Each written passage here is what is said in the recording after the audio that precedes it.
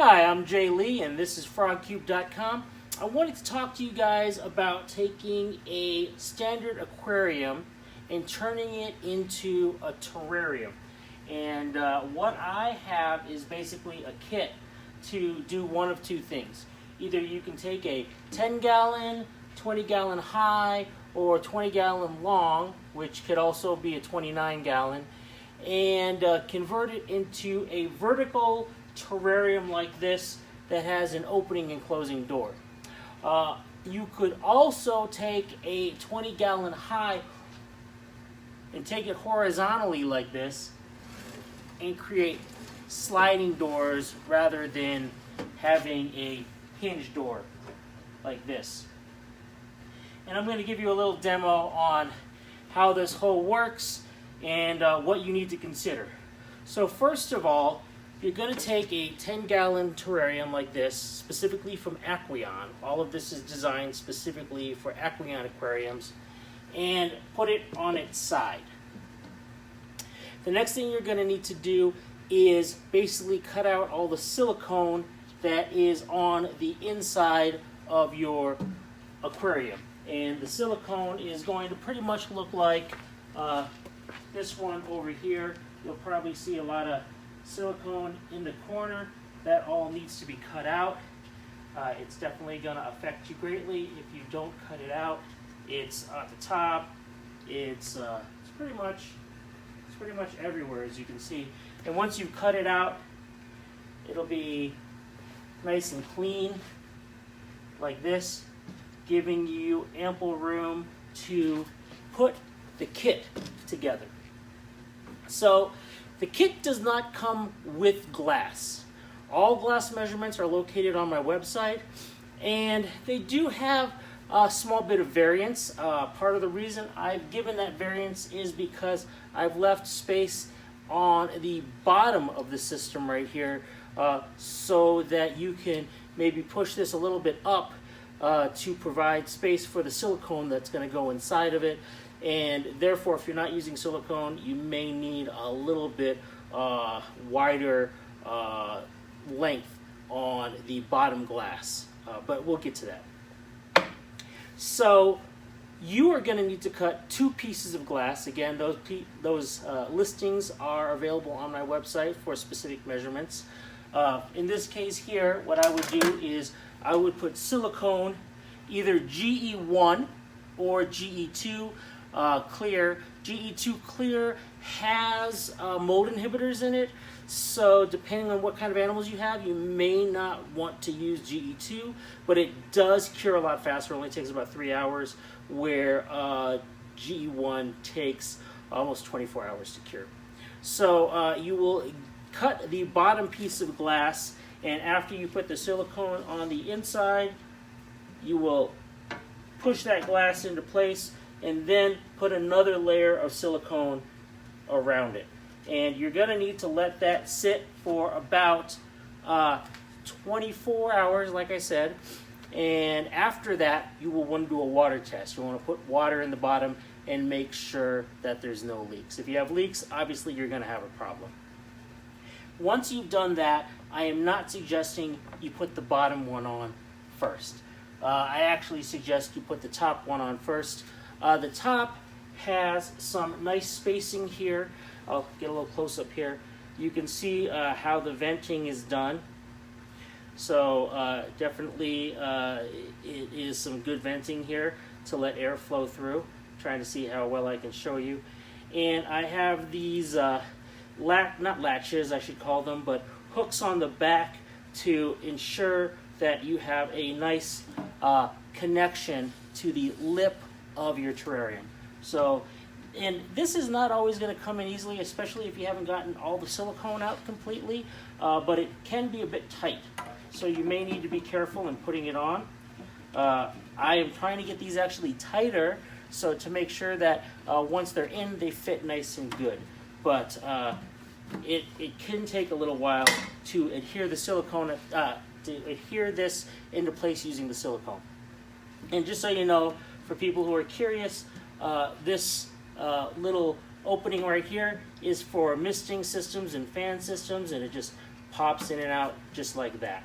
So you can always put a misting system in this right here at the top. Actually, for the horizontal kits, I've placed 3 holes, so you can see them there. That way, you have an option of putting misting systems on either side, or a fan in the middle, or something else that you might like. Okay, so once this is in place here at the top, you can then put the one in the bottom. And the reason I suggest it that way is because for horizontal kits, again, you want to make sure that you have enough measurement between the top and the bottom. So how you're going to place the bottom is going to be based off of the door. And the same thing goes for this system. So take the bottom, and it's going to place right into the slot that is for the bottom vent. The glass goes right over it. And that actually even, as you can see, keeps the glass from moving right there. So that's really nice. Now, the glass door, again, you're going to need to cut this glass door yourself. Just like the bottom, none of the kits come with glass. The glass is 3/32 of an inch, so 3/32. And that's pretty standard. That is single strength glass. You can get that at Lowe's and they'll cut it for you. And again, the measurements are on the website. I don't particularly have a preference of where you get it cut, but you do want to make sure that it is, here I'm going to show you once again, 3/32 of an inch. And this again is from Lowe's right here. So I've had this cut to the size that I need it. And now I need to put the hinges on it. And these are the hinges right here.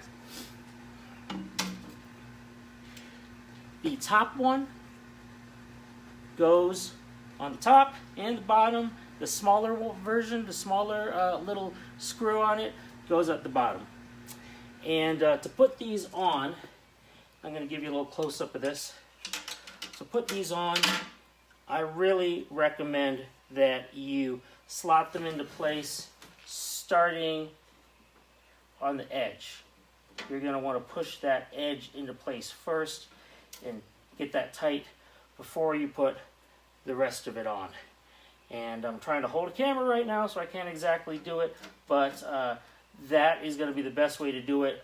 Like I said, I'm trying to make these things even tighter, and so it does take a bit of pressure to get that in. In fact, sometimes I use a rubber mallet to get it in. Okay, my phone just died, thanks to my son.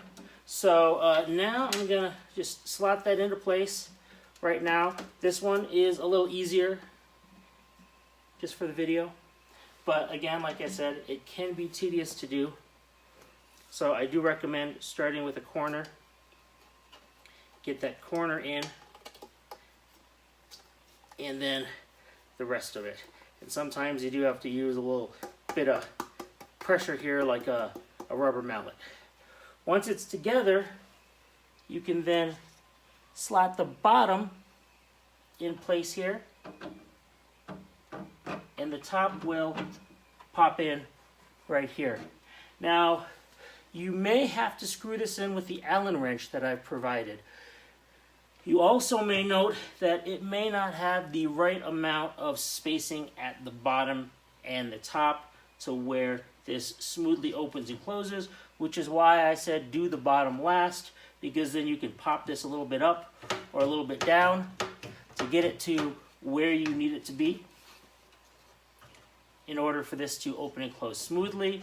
Then let that cure for 24 hours, and this is in place exactly where you want it. You have the right spacing, and everything is good. So again, everything needs to be in place with silicone that does two things. One, that prevents fruit flies from finding another place to escape from, and two, it also makes it so that the bottom aligns properly so everything is nice and clean. Alright guys, that's pretty much it. Long video. For those of you who want to do a 20-gallon high, pretty much is the same. These are the parts for it. Parts are, again, hard to pop in, and that's partially due to the pieces that are used for pressure to keep it in place. But again, I would suggest silicone, if not at the top, at least at the bottom, in order to help create that buffer. If you don't think you need it, and you're really good with glass measurements and want to modulate the glass to be exactly what you want it to be, I say go for it. Everything is custom, so that all of these are printed as custom parts for you. But more importantly, the glass can be changed if you think that you want a lower amount of glass, like I put here. I put on this one 3 1/8 instead of 5 1/8, which is what I usually have because I'm working with less substrate these days. But again, it's up to you. All right, I hope this video has been helpful. I'm Jay Lee, and this is frogcube.com.